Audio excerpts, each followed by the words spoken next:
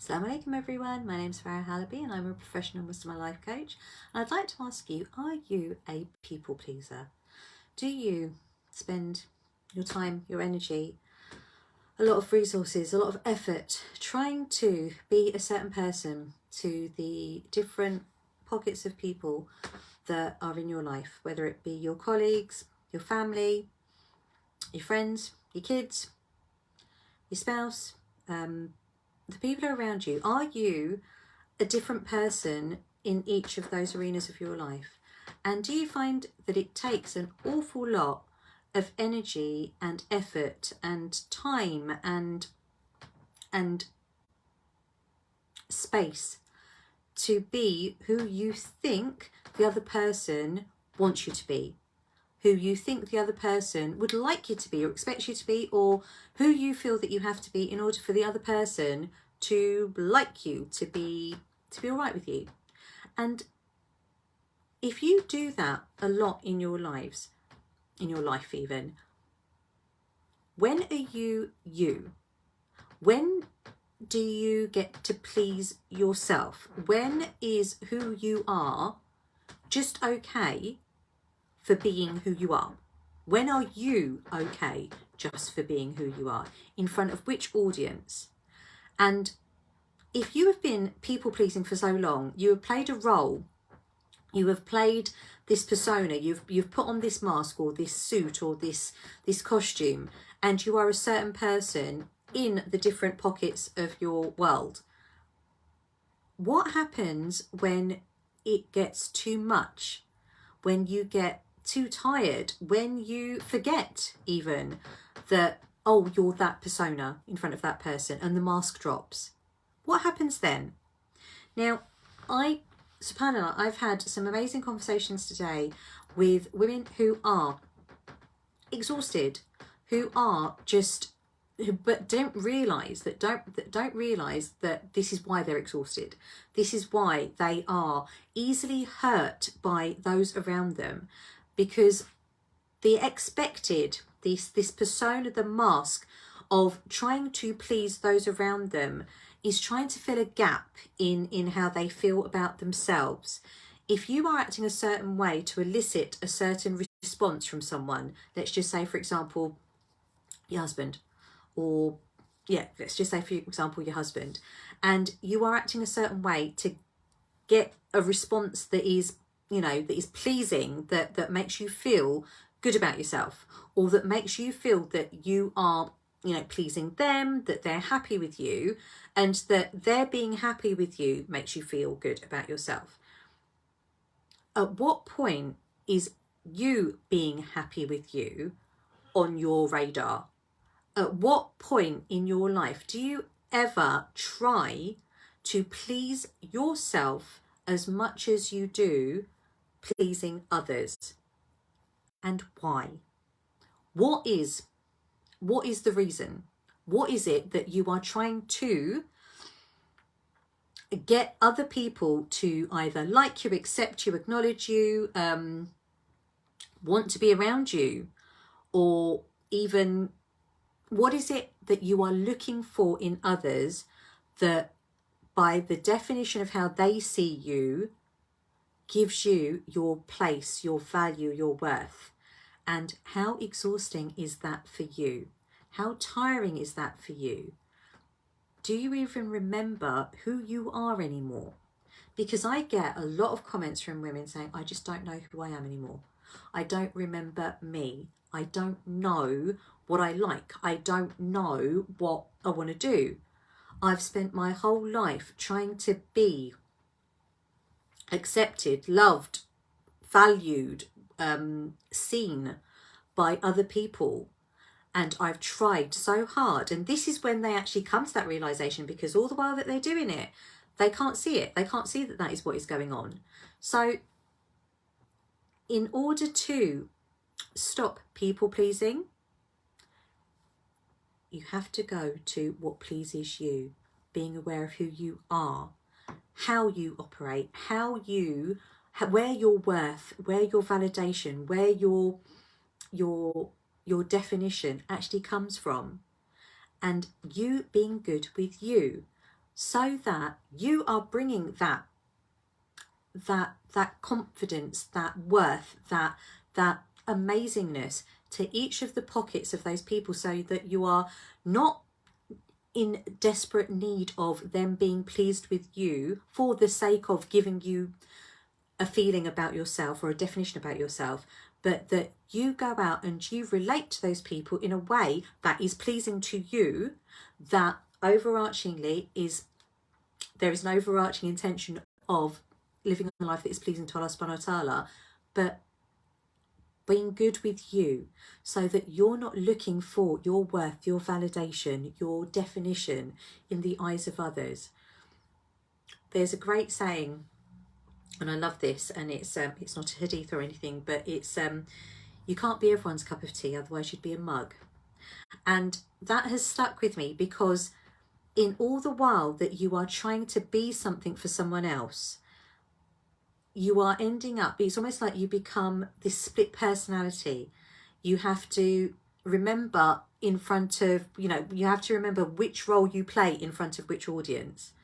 And if you go around playing these different roles, at some point the mask is going to slip, but the person or the persona behind that mask is you. When you are good with you, that knowing, that acceptance, that validation, that worth that does not come from anyone else except for Allah subhanahu wa ta'ala. He thought you worthy to put you on this earth, and he does not make mistakes. You are already valuable. You are already validated. You are already, by virtue of being put here on this earth, in this world, in this body, in this time. And Allah subhanahu wa ta'ala doesn't make mistakes. You are here for a reason. You are here because you are already valid and worthy, and you are perfectly you. And you get to decide. You get to choose. You get to make decisions. You get to mull it over, calculate how you operate in this world, how you show up in all of those different relationships. How different would those relationships look like to you? How differently would they feel to you if you had nothing to prove in them? If you were already brimming over with self-confidence, not arrogance. There's a lot of this misunderstanding with Muslims, because we feel that almost to love ourselves is arrogant.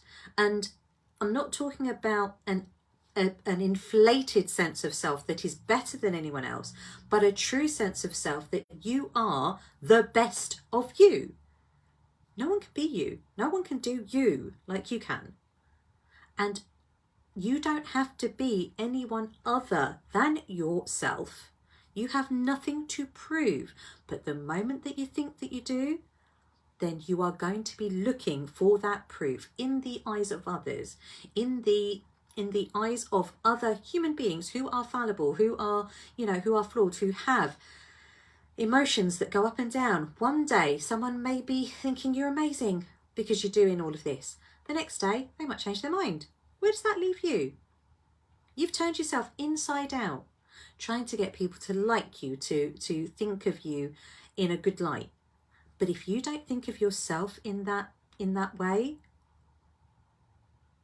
it doesn't matter if everyone in the world all lined up and said, you're amazing, you're amazing, you're amazing, if you don't feel that for yourself. So going back, understanding how you work, how you operate, how your sense of self is created, how you show up, how you experience life.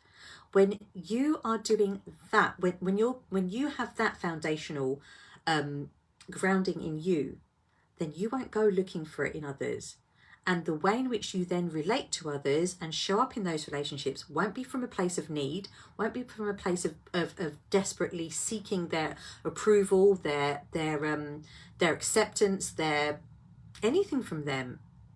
It's you bringing all of those unique, bespoke wonderful qualities of yourself, and you get to choose how you share of them with others. It's your life. It's your choice. How do you choose to live yours? And for the women that I work with, just knowing that they have that choice, understanding that they are allowed, and that then it's not just allowed, it's incumbent upon them, that they are accountable for that they are responsible for what they do, how they show up, how they interact, and that they can do so in any way they choose. But if you have this overarching intention of living a life pleasing to Allah subhanahu wa ta'ala, utilising everything that He's given you, the gifts of those relationships that you have, your home, your work, your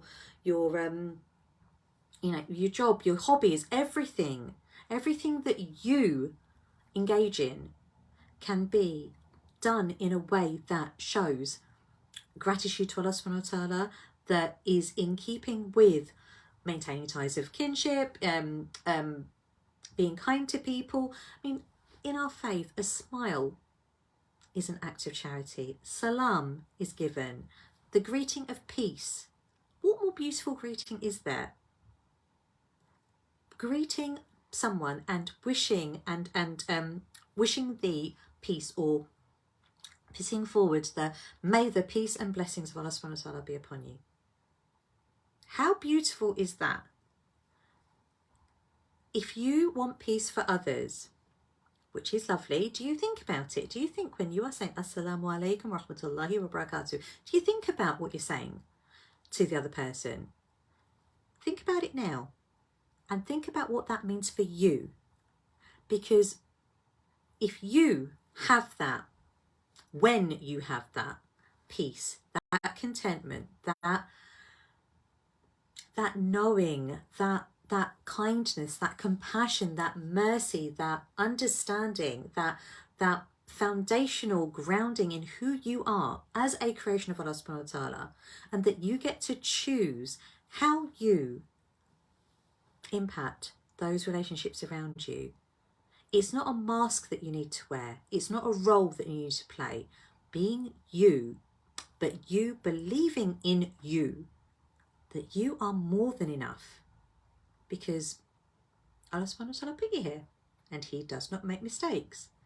So what gifts, what innate qualities, what quirks, what characteristics do you want to share with the people around you? You get to choose. You get to decide. But when you understand that you have that choice, everything changes. So I will ask you, are you a people pleaser? And if so, how would it look to please yourself in pleasing Allah subhanahu wa ta'ala, and then sharing what you want, how you want, in a way that you can show that gratitude and that pleasing of Allah subhanahu wa ta'ala in those relationships with those people. So instead of pleasing people, you're living a life pleasing to Allah subhanahu wa ta'ala. What difference would that make in your world? And if you would like some help to do that, to understand how you can do that, how that is possible for you, and it comes from knowing and really being aware of where your foundational worth is, how you operate through the science of the Nafs, which is a behavioural science, if you like. It tells you exactly how you operate, but more than that, it gives you this framework, the tools, the techniques, but the actual awareness and understanding of how you experience life. And when you think about why we're here as Muslims, what our purpose is to worship Allah subhanahu wa ta'ala. Life is worship. How you live your life is worship. What you do in your life, the interactions that you have, you choose. Yes, we have the tenets of our faith that are the fard, that outside of the Salah, outside of Ramadan, outside of Hajj, outside of the prescribed times, you're living, you're thinking, you're interacting, you're doing, that is all worship. If you are doing so to please Allah subhanahu wa ta'ala. So how about you pleasing you? You living your life, you interacting with those people around you, you showing up in those relationships, you being the professional that you want to be, you being the wife, the mother, the daughter, all of those roles, but you being the person, you being the person at the center of all of those relationships, and you defining that role, not having that role define you, or not having people, what you think people want from you, to define you, because then you're giving away yourself, your power, to everyone else. It's like you're a little boat on the sea with no sail and you just bob along depending on which way the wind's blowing. You have a sail. You have the ability to navigate this world, navigate this life in a way that is best for you. We can't change the sea. The sea is the sea, you know, life is life, but the way that you navigate it, the way that you live it, the way that you navigate it, not only is it your choice, it's your right, but it's your responsibility, because no one can live this life for you. How do you choose to live yours? I shall leave you to ponder that, and if you would like to know more about how to stop being a people pleaser and to take the leadership in your life, to really grab your life by the horns and navigate it, steer it, and live it in the way that you want, in a way that is optimizing your purpose of worshipping Allah, and getting to decide how you do that. Isn't that a life worth curating, creating, and worth living? So if you want to create a life, create the life that you want, being who you want, to live a life that you love, and loving you for the creation, for the amazing creation of Allah that you are, because He does not make mistakes, and He made a good one in you. When you know that, you won't need people to validate, to give you that worth. You bring the awesome to those relationships. If you'd like to know how to do that for you, if that is far from what you're going through right now, and you think, so easy for her to say, not easy to do. No, it's not easy, but it is doable. And more than doable, it is your right. It is your responsibility. If you don't change your life, no one else will. I look forward to hearing from you very soon. If you want to message me, you can DM me, or you can email connect@farahhalabi.com for my next available consultation. I've got a couple this week. It's been a pretty packed out week. I'm running my 1-to-1 4-week program of getting Ramadan ready with Farah to help these amazing professional Muslimahs approach the beautiful month of Ramadan in a way that serves them, to have the Ramadan that they want, and to leave the beautiful month with the peaceful contentment that they did it. They had the Ramadan that they wanted. If that sounds like something that you would like to have, then again, you can connect with me at connect@farahhalabi.com, and let's have a conversation and really put into practice how you can do that for yourself. I'm running it at a fraction of the cost of my usual coaching programs. It's only £250 for the 4-week program, which I'm going to be extending into Ramadan. So again, if you'd like to know more, you can email me or DM me, but I was going to carry on, but I'm not going to, because I know that I've spoken for a long time. So as always, I pray that you are safe, well, happy and healthy, and inshallah I will connect with you again very soon. But for now, take care. Assalamu alaikum.